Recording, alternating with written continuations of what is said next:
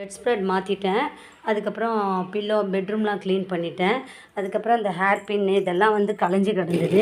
அதையும் வந்து தனித்தனி பாக்ஸில் இது வந்து யூஸ் பண்ணுற பிளாஸ்டிக் ஹேர் கிளிப், இது வந்து பிளாஸ்டிக் ஐட்டம்ஸ், இது வந்து கல் ஐட்டமில் உள்ள கிளிப்பெல்லாம் தனியாக போட்டு வச்சுருக்கேன். அதுக்கப்புறம் ஷெல்ஃபில் துணி பில்லோலாம் எக்ஸ்ட்ரா பில்லோஸ்லாம் வச்சுட்டேன். அடுத்தது வந்து இந்த ஹால் வந்து எப்போவுமே நீட்டாக நமக்கு தெரியணுன்னா நம்ம ஹாலில் வந்து ஒன்லி டிவி, சோஃபா, என்ன பொருள் இருக்கோ அந்த பொருள் ஒரு குறிப்பிட்ட பொருள் மட்டும் வைக்கணும். அந்த டேபிள் மேலெலாம் வந்து இப்போ நான் அந்த டேபிளை க்ளீன் பண்ணலான்னு வரேன். நிறைய இந்த வருஷம் கேலண்டர்ஸ் தான் இருக்குது. இதெல்லாம் இந்த டேபிள் மேலே வச்சா வீடு வந்து ஒரு க்ளீனாகவே ஒரு நீட்டாக தெரியாது. அதனால் இதில் வந்து டேபிளில் வந்து கார் சாவி, ரிமோட்டு, இந்த எக்ஸ்ட்ரா பைசா இந்த மாதிரி தான் வச்சுருக்கேன். குபேர பொம்மையும் வச்சுருக்கேன். இப்போ வந்து நம்ம கரண்ட் பில் கட்டின அட்டைங்க பேப்பர்லாம் வந்து எப்போயுமே சேர்த்து வச்சுட்டு ஒரு வருஷம் கழித்து, இல்லைன்னா ஒரு 5 மாதம் 6 மாதம், இல்லைன்னா 1 மந்த் 2 மந்த் கழித்து தான் நம்ம அதெல்லாம் தனியாக எடுத்து வைக்கணும், வெளியில் போடணும். அது வரைக்கும் இந்த கரண்ட் பில் அட்டை, கரண்ட்டு கட்டின சீட்டு, இந்த சிலிண்டர் வாங்கின சீட்டு இதெல்லாம் பத்திரமா வச்சுருக்கணும். ஆனால் நான் இதெல்லாம் தனியாக பத்திரமா வச்சுருக்கேன். அதுக்கப்புறம் ஃபங்க்ஷனில் கொடுக்குற இந்த மாதிரி பொருளெல்லாம் தூக்கி போட்டுறக்கூடாது. இது பத்திரமா வச்சுக்கிட்டு அதுக்கப்புறமா யாருக்குன்னா கொடுத்துடணும், வேஸ்ட் பண்ணாமல். அந்த மாதிரி இந்த குங்குமம்லாம் கூட ஒரு சின்ன குங்குமச்சிமிழ் வாங்கி அதில் கோயில் குங்குமம்லாம் கொட்டி வச்சுக்கிடணும். அப்படின்னா நமக்கு வந்து வீடு வந்து நீட்டாக இருக்கும். நம்ம எல்லா இடத்துலையும் அப்படி அப்படியே பொருளெல்லாம் போட்டு வச்சிட்டோன்னா அதுக்குன்னு ஒரு இடம் வச்சுருந்தா அதுக்கு இடம் சுத்தமாக இருக்கும். இப்போ நானும் அந்த மாதிரி தான் பண்ண போகிறேன். இப்போ இந்த மாதிரி பொருளெல்லாம் நான் வந்து ஒரு இடத்துல சேர்த்து வச்சுட்டு அதுக்கப்புறம் யாருக்குன்னா அதை அப்படியே கொடுத்துருவேன், அவங்க யூஸ் பண்ணிப்பாங்க. குங்குமத்தெல்லாம் ஒரு டப்பாவில் கொட்டி வைக்க போகிறேன். அந்த மாதிரி இந்த பேப்பர் இது எல்லாமே தேவையான பேப்பரெல்லாம் ஒரு பேக்கில் வச்சுட்டு மற்றதெல்லாம் நான் வந்து எடுத்து போட்டுருவேன். அப்போ இந்த இடம் நமக்கு க்ளீன் ஆகுது, இந்த டேபிள் வந்து க்ளீன் ஆகும். அந்த மாதிரி இந்த குபேர பொம்மையெல்லாம் கூட நல்லா ப்ரஷ் வச்சு கழுவிட்டு, ஏன்னா இந்த இடுக்குலெல்லாம் ரொம்ப அழுக்கு இருக்குது, இதெல்லாம் க்ளீன் பண்ணி கழுவிட்டு இந்த டேபிளில் ஒன்லி குபேர பொம்மையும் இந்த டாய் இந்த இது மட்டும்தான் வைப்பேன், வேறு எதுவும் வைக்க மாட்டேன். அடுத்தது வந்து அப்போ நம்மளுக்கு வந்து லிவிங் ஏரியா வந்து ரொம்ப அழகாக இருக்கும் பார்க்குறதுக்கு. எல்லா பொருளையும் லிவிங் ஏரியாவில் போட்டால், அதாவது ஹாலில் போட்டால் நீட்டாகவே இருக்காது. அது மாதிரி டைனிங் டேபிள்லேயும் நான் முக்கியமான பொருள் மட்டும்தான் எடுத்து வச்சுருக்கிறேன். தேவையில்லாதெல்லாம் எடுத்து போட்டேன். சாப்பிட்ற பொருள் மட்டும் வச்சு தண்ணி வச்சுருப்பேன், அவ்வளோதான். மற்றதெல்லாம் தேவையில்லாததெல்லாம் எடுத்து போட்டுருவேன். இப்போ இந்த வீடியோ நான் எதுக்கு போடுறேன்னா, வீடு வந்து நம்மளுக்கு வீடு வந்து எப்படி நீட்டாக இருக்கணும் அப்படின்றதுக்காக தான் நான் வீடியோ போடுறேன். இப்போ இந்த டேபிள் இருக்குது, டேபிளில் வந்து தேவையில்லாத பொருளெல்லாம் இப்போ நான் எடுத்து க்ளீன் பண்ண போகிறேன். இப்போ இதை வந்து நான் க்ளீன் பண்ணிட்டேன். இதில் முக்கியமான பொருள் மட்டும் ஒன்றே ஒன்று மட்டும் வைப்பேன், கரண்ட் அட்டை. ஏன்னா அது வந்து நம்ம கண் எதிர்க்கே இருக்கணும், அதனால் அதை மட்டும் நான் கரண்ட் அட்டை மட்டும் வைக்கிறேன். அடுத்தது இந்த டேபிளில் இப்போ இதெல்லாம் நல்லா டாய்ஸ் எல்லாம் நல்லா கழுவி துணி வச்சு நல்லா தொடச்சி எடுத்துக்க போகிறேன்.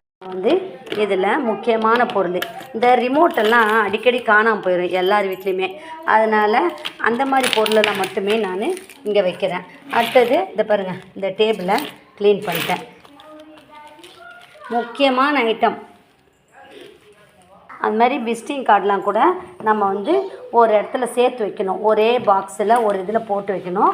என்றைக்குன்னா அர்ஜென்ட்டுக்குன்னா அது நமக்கு உதவும். அதனால் விசிட்டிங் கார்டு, கரண்ட் அட்டை இதெல்லாம் வந்து முக்கியமாக அந்த ரேஷன் கார்டு அதெல்லாம் முக்கியமான ஒரு இடத்துல நம்ம கண்டிப்பாக சேஃப்டியாக ஒரு நல்ல யூஸ் பண்ணுற இடமா பார்த்து பத்திரமா வச்சிடணும். அப்போ இந்த டேபிள் வந்து பாருங்கள் க்ளீன் ஆயிடுச்சு. இப்போ இந்த டேபிளில் முக்கியமான பொருள் மட்டும் வச்சுருக்கேன், நல்லா க்ளீன் பண்ணிட்டேன். மாதிரி இப்போ வீட்டில் வந்து சாமி ரூமில் வந்து நம்ம வந்து கேலண்டரில் கொடுத்த சாமியை வந்து சாமி ரூமில் வச்சு கும்பிடக்கூடாது அப்படின்னு ஒருத்தவங்க தெரிஞ்சவங்க சொன்னாங்க. அதனால் நாங்கள் வந்து சாமி ரூமில் கேலண்டரு அது ஃப்ரீயாக தந்த கேலண்டரை வச்சு நம்ம சாமி ரூமில் வச்சு கும்பிடக்கூடாது சொன்னனால நாங்கள் அந்த கேலண்டரை எல்லாம் ரிமூவ் பண்ணிட்டோம். இப்போ நம்ம வாங்கி வச்சு தான் அந்த சாமியை கும்பிடணும் அப்படி சொன்னாங்க தெரிஞ்சவங்க. அதனால் நம்ம நீங்களும் அந்த மாதிரி கேலண்டர் வீட்டில் இருந்ததுன்னா, சாமி கேலண்டர் இருந்ததுன்னா அதை வந்து சாமி ரூமில் வச்சு கும்பிட வேண்டாம். அப்படி அந்த கேலண்டர் வேறு எங்கேனா கூட வச்சுக்கிடலாம், ஆனால் வந்து சாமி ரூமில் வைக்கக்கூடாது. அதுக்கப்புறம் நான் வந்து க்ளீனிங் ஒர்க் ஓரளவு முடிச்சிட்டேன். இப்போ இந்த மாப்பு போட்டுடுறேன். லைசால் வச்சு போட்டு நான் மாப்பு போட்டேன். எனக்கு மார்னிங் ஒர்க்கு முடிஞ்சது. Morning work over. லிவிங் ஏரியாவில் ஒரு குறிப்பிட்ட பொருள் மட்டும் வைக்கணும். லிவிங் ஏரியானாலே அந்த ஹாலில் உட்காந்து நம்ம வந்து ரிலாக்ஸாக இருக்கிற இடம் வந்து லிவிங் ஏரியா. அந்த லிவிங் ஏரியாவில் வந்து நம்ம கொடி கட்டி துணி காய போடுறது, அந்த ஒரு ரூம் இருந்தாலும் அதில் வந்து சுத்தமாக வச்சா நமக்கு வந்து அந்த ரூம் வந்து பெருசாக தெரியும். அதிலே வந்து துணி காய போடுறதுக்கு வேறு இடத்துல வச்சுக்கணும். அந்த மாதிரி பண்ணாலுமே வீடு வந்து நல்லா பெருசாக தெரியும். லிவிங் ஏரியா நம்ம டிவி, ஒரு சேரு இல்லை சோஃபா எது வேணாலும் ஒன்று போட்டுக்கலாம். டிவி இருக்கிற இடத்துல குறிப்பிட்ட பொருள் மட்டும்தான் வைக்கணும்.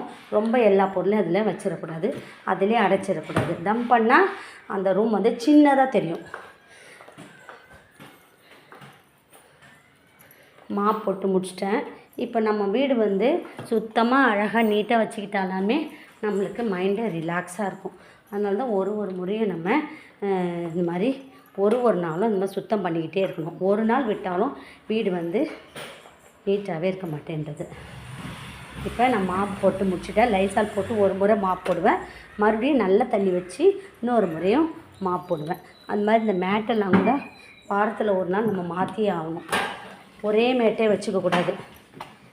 அந்த மேட்டை மாற்றணுன்னா வாரத்துக்கு ஒரு முறை மேட்டெல்லாம் மாற்றியே ஆகணும். அப்போ தான் நல்லாயிருக்கும்.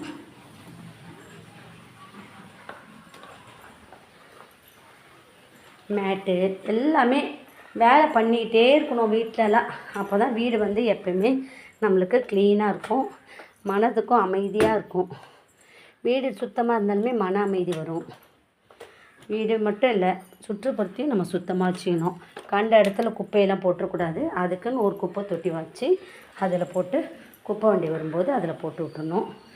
சுற்றுப்புறத்தையும் தண்ணி தேங்காமல் நல்லா சுத்தமாக பார்த்துக்கிட்டா நமக்கு ரொம்ப சுகாதாரப்படி எந்த நோயும் வராமல் இருக்கும். காலையில் எழுந்திரிச்சா நமக்கு வேலை நல்லா சீக்கிரமாக முடியுது. இப்போ நான் வந்து எந்தெந்த தேவையில்லாத பொருளெல்லாம் எடுத்து நீட் பண்ணி வச்சுட்டேன். இப்போ வந்து நான் ஹால் எல்லாம் க்ளீன் பண்ணிட்டேன். மார்னிங் ஒர்க்கு நல்லா முடிஞ்சது. இனிமேல் நான் வந்து கிச்சனில் போயிட்டு கிச்சன்லேயே நான் மார்னிங்லேயே க்ளீன் பண்ணிட்டேன். இப்போ வந்து நான்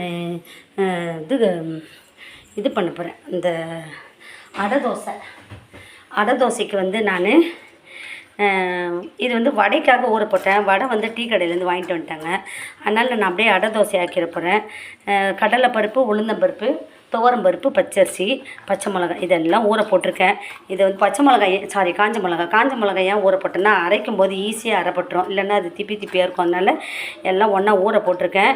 இதை வந்து அரைச்சிட்டு சீரகம்லாம் போட்டு அரைச்சிட்டு இது வந்து தோசை செய்ய போகிறேன். இதுக்கு சட்னி வந்து தேங்காய் சட்னி பண்ண போகிறேன். ஏன்னா அதனால் தேங்காய் கட் பண்ணி வச்சுருக்கேன். நான் மார்னிங் ஒர்க் வந்து காலையிலேயே 4:30 மணிக்கெலாம் ஏஞ்சனால நான் என்னோடய ஒர்க் வந்து 8 மணி 9 மணிக்கெலாம் முடிஞ்சிடுச்சு.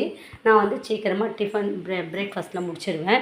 இது மாதிரி நீங்களும் காலமே ஏஞ்சிங்கன்னா என்னென்ன வேலை பண்ணிங்கன்றதை எங்களுக்கு கமெண்ட்டில் சொல்லுங்கள். உங்களுக்கு இந்த சேனல் பிடிச்சா லைக் பண்ணுங்கள், ஷேர் பண்ணுங்கள், சப்ஸ்கிரைப் பண்ணுங்கள். என்ன தான் நம்ம வீடு பெருக்கி மாப் போட்டு பண்ணாலும் அந்த டீப் க்ளீன் பண்ணுற மாதிரி இருக்காது. டீப் க்ளீன் பண்ணால் தான் ஒரு நல்ல நீட்டாக தெரியும்.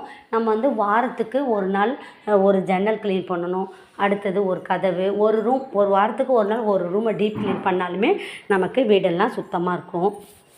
இப்போ இது பாருங்க, இந்த தூசி இருக்குது. இது நான் போன வாரத்துக்கு முந்தின வாரம் க்ளீன் பண்ணேன். அதுக்குள்ளே தூசி அடைஞ்சிச்சு. இதை வந்து நான் இப்போ க்ளீன் பண்ணி ஆகணும். இதை க்ளீன் பண்ணிவிட்டு அதுக்கப்புறமா ஃபேன்லாம் ரொம்ப அழுக்காக இருக்குது. இந்த ஃபேன்லாம் நான் வந்து டேபிள் ஃபேன்லாம் க்ளீன் பண்ணி ஆகணும். அதனால் எப்படி இருந்தாலும் ஒரு நாளைக்கு ஒரு பொருளை எடுத்துக்கணும். ஒரு பொருளோ ஒரு ரூம் அந்த மாதிரி எடுத்து நம்ம க்ளீன் பண்ணால் தான் நம்ம வீடு வந்து க்ளீனாக இருக்கும்.